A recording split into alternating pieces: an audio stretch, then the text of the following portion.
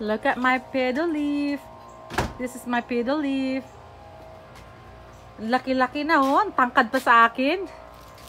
Anak ko. Tingnan mo. Kailangan ko pa abutin oh. Grabe. Ang tangkad-tangkad niya na. Alam mo may pagkasadista to yung pedo leaf ko. Alam bakit? Dahil pag nilagay mo po siya sa ano sa shady one, as long mahangin, gustong-gusto niya yan. At saka bright sunlight. It's not direct sunlight. They don't really like it.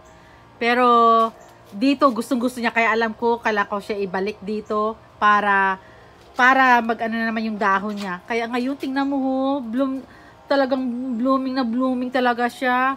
Alam bakit napakasadistic niya? Kasi kailangan yung hangin, inaano siya, ginaganog-ganog niya siya. Gustong-gusto niya yan yung binabaldado siya eh. Ayan. Kaya tingnan mo naman, ang ganda-ganda na ng ano ko, pedo leaf ko. The last time, di ba, ang dahon niya, ganyan. Parang sunog-sunog na. Ngayon, talagang gumaganda yan pag ganito, mga August, maglalamig-lamig na.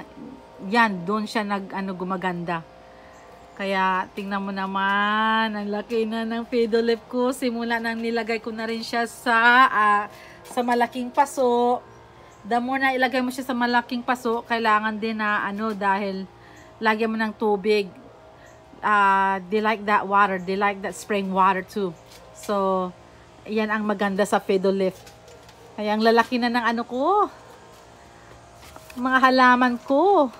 Ito din, lumaki rin yung rubber plants. Nilagay ko na rin siya dito.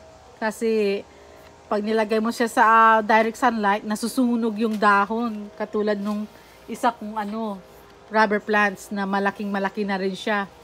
So, ayan po. Hope you guys like my plants. Please like and share. Comment na rin. At magpa-star na rin. So, thank you guys for all your support. You guys have a good day. Thank you.